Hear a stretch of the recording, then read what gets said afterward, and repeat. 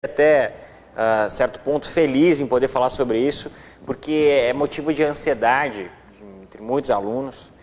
Para mim, eu acredito que para todo mundo, a ansiedade talvez seja o pior dos elementos que um aluno possa manifestar durante os seus estudos, né?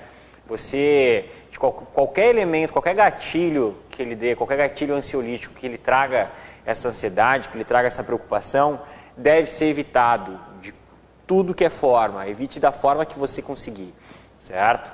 Porque quando você deixa essa ansiedade entrar, quando você começa a se preocupar excessivamente com algumas coisas, as chances de você ter mau desempenho na prova, mau desempenho nos estudos e mau desempenho na prova é muito grande.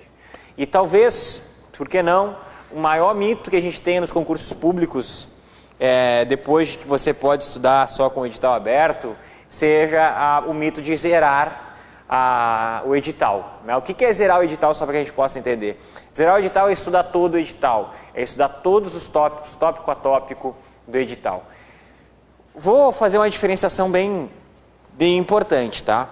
O que eu vou falar aqui serve para o momento pós-edital, tá? É lógico que se você está se preparando extensivamente para qualquer concurso que for, zerar o edital é muito mais fácil pela relação tempo, né?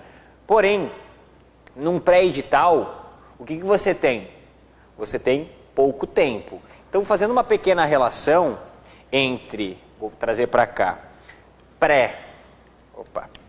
pré-edital e pós-edital, o que você tem no pré-edital? Você tem bastante tempo e bastante conteúdo. Conteúdo. O que acontece no pós-edital? Basicamente o conteúdo se mantém o mesmo, certo? O conteúdo se mantém o mesmo. E o que acontece com o seu tempo? Ele cai. Então você tem menos tempo. Nessa configuração aqui, pós-edital, é ilógico você acreditar e você achar que você vai conseguir, com menos tempo, cobrar e conseguir trabalhar o mesmo conteúdo. O que você vai acabar gerando aqui, se você tentar fazer isso, é um aumento de ansiedade. E talvez a ansiedade vá ser um dos piores, se não o pior amigo do concurseiro. Por isso que a minha grande preocupação aqui é essa, é fazer com que você consiga constituir elementos que façam diminuir a sua ansiedade.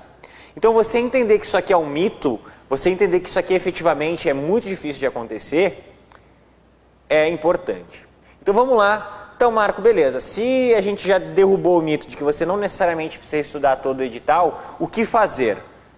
Duas coisas importantes. Primeiro momento, vou utilizar o branco. Primeiro momento que você vai fazer é analisar o seu edital. Analisar o edital. Para quê? Para ver quantidade de pontos por matéria. No caso aqui, vou colocar a palavra disciplina. Exemplo, muitos editais colocam lá disciplina, quantidade de questões e peso. Aí bota peso e pontos. E aí você divide assim. Eu vou colocar dois exemplos para que isso fique bem ilustrado para a gente. Aí eu vou dar dois exemplos aqui. Constitucional, e vou colocar uma específica, tá? TRT ali, trabalho. Certo? Tem muita galera estudando para TRT. Trabalho. Então, tá aí, fechou. Então, normalmente você vai ver isso aqui no edital, ó. Você vai ver constitucional com uma quantidade de questões 10, trabalho com a mesma quantidade de questões 10. Porém, constitucional com peso 1 e trabalho com peso 2.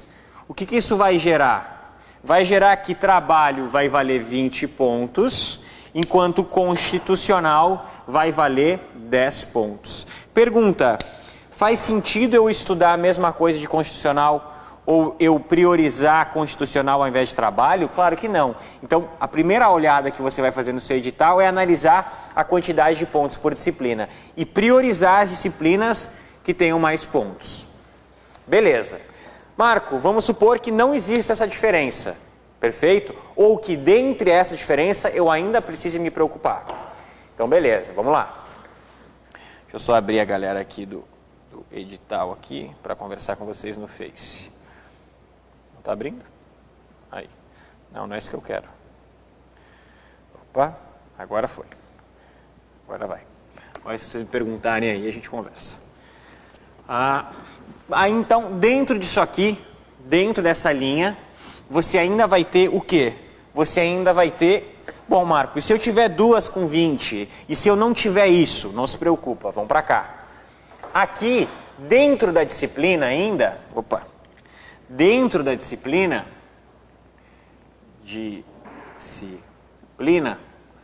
você vai ter tópicos mais importantes.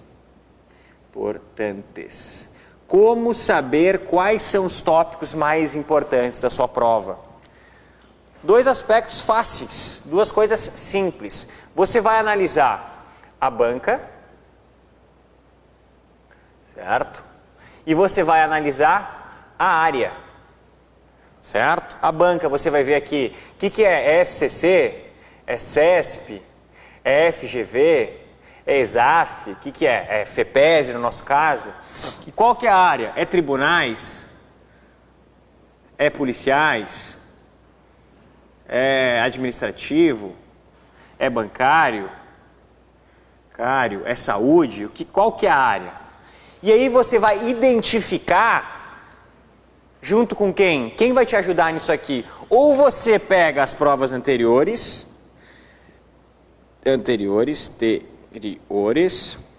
ou você pede para o professor.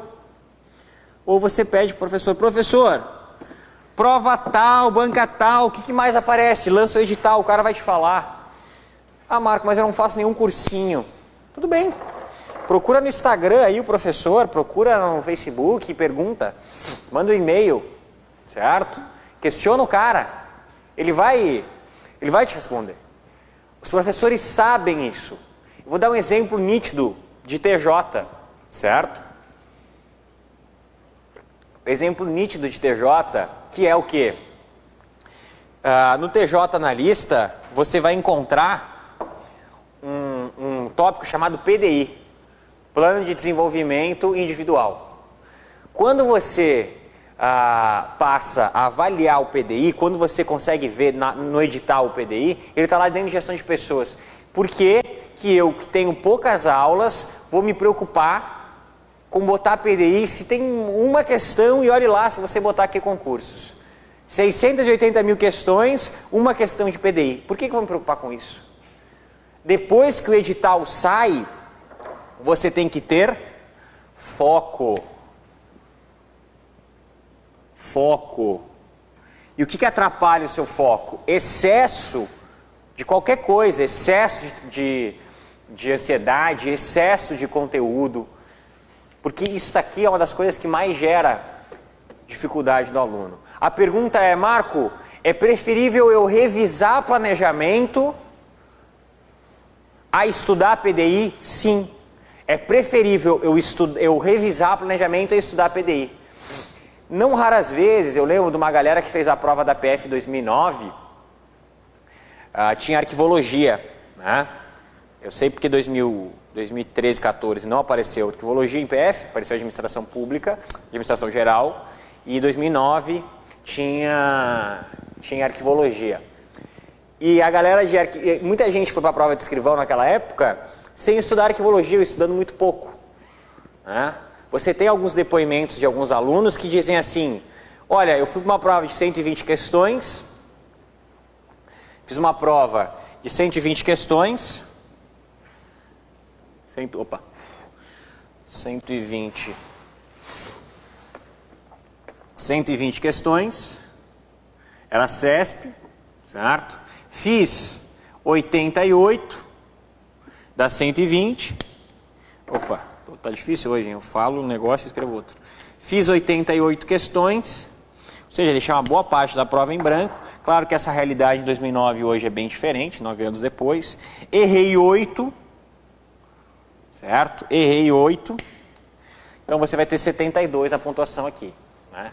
Porque você, uma certa anula uma errada. Então você cancela o 8, né? E diminui 8. Então tem que ter essa questão assim. O erro é o vezes 2 o erro, né?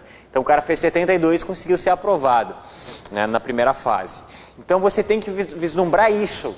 Pô, o cara deixou muitas questões em branco aqui, né? Ele deixou várias questões em branco, 12 questões em branco, né? 12, exatamente. Deixou 12 questões, não, 22 questões em branco. Deixou 22 questões em branco. Então, é um erro grande, né? É um erro grande. O cara deixou bastante coisa em branco aqui. Mas por quê? Porque ele teve foco em o que eu assinalar, eu tive um aproveitamento grande. Errar só 10% da prova é muito bom, principalmente em CESP, tá? Principalmente em CESP. Então você tem que ter esse cuidado. É muito importante você ter esse cuidado. Quando você começar a verificar e a entender que você não precisa acertar as 120 questões, é que muita gente se prende aqui. Eu acredito que PF, por exemplo, o cara com 66, 70, está tranquilamente dentro. O cara com 60 passa para a segunda fase também, né? Tanto é que a maioria dos cursos aí acabam apontando 60 questões, 60 e pouquinhas, como uma média boa. 60 questões acertar, né? Pontuar 60 questões, não acertar 60 questões. Tome cuidado com isso, tá? Se você não é acertar. Por exemplo, aqui, 80 questões. A pontuação dele não foi 80, né? Foi 72 questões. Então, a pontuação, 60 pontos, não é necessariamente acertar 60 questões. Se eu disser que um cara fez 60 pontos, acertando 60 questões, significa dizer que ele fez 60 e acertou a 60. Tudo que ele deixou em branco ele errou, ele acertou metade da prova e só fez metade da prova. Então, é complicado nesse sentido. O cara tem um aproveitamento desse, já é um aproveitamento bem recorde. Então, basicamente, a minha preocupação aqui hoje é eliminar de você essa sensação de que você está estudando ou algo a mais, porque lembra, toda vez que você bota um conteúdo na sua cabeça, ele pode gerar uma confusão com outro conteúdo. Então toda vez que você acaba gerando essa preocupação, isso acaba atrapalhando bastante você. E você ter cuidado no que deve ser feito e cuidado em como você deve estudar. Outro cuidado muito grande em relação aos tópicos que você for estudar é estabelecer uma ordem de estudo. É estabelecer uma ordem de como você vai estudar. Nem sempre o edital traz as ordens de maneira correta, tá? Nem sempre o edital traz as ordens de maneira correta. Às vezes, e não raras vezes, quem sabe dos planos de aula que eu coloco aqui na Energia, sabe do que eu estou falando, eu pego o edital e desmembro ele em conceitos iniciais. Às vezes os conceitos iniciais estão lá embaixo. Às vezes eu quero começar, todo mundo sabe que eu faço a lógica do planejamento, organização, motivação, liderança, comunicação e controle. Às vezes isso está separado. Às vezes coloca a direção e coloca a liderança lá no meio de novo, mas pô, você já está de liderança, já está aqui, porque que bota de novo? Às vezes você olha para o edital e você vê matérias redundantes. Tudo isso é uma forma de você, ao olhar o edital, achar que ele está extenso. Eu brinco que a minha grande sensação do avaliador é a seguinte: o avaliador vai lá, olha para escrever um edital, ele pega, confecciona o edital e ele joga tudo que ele vai cobrar primeiro. Então ele bota o que ele vai cobrar efetivamente. E depois ele começa a botar um monte de conteúdo avulso. E aí ele, só para, digamos assim, ornamentar, né, ornar o edital. Certo? Então essa é uma dúvida que muita gente tem e que eu me preocupei em fazer esse vídeo para você não ficar tão encucado com isso. Vou deixar aqui 2 convites interessantes para você, tá? Semana que vem, na segunda-feira, a gente vai fazer uma live falando sobre como você se preparar, esse meu papo é com a galera do TJ, sobre como você se preparar para a reta final do TJ, tá? Como você vai tomar cuidado, quais são os tópicos mais importantes que você deve se atentar. Vou falar bastante disso também, tá? E depois disso, no domingo, pela manhã e antes da prova, no Facebook a gente vai fazer uma live também falando sobre como que a gente pode lidar, como que você vai... Eu vou entrar ao vivo para você conversar um pouquinho comigo, para a gente dialogar um pouquinho e sentir essa energia realmente da galera antes da prova. Tá? Então, na segunda-feira eu vou dar todas as instruções pré-prova para você e vou deixar o convite para que você, no domingo, faça parte da nossa live também, onde eu vou estar junto com alguns alunos falando um pouquinho sobre essa ansiedade pré-prova e como que a gente pode lidar com isso. Tá certo? Grande abraço, professor Marco Ferrari, obrigado pelo carinho e até a próxima, até segunda-feira. Vejo você. Até mais, tchau, tchau.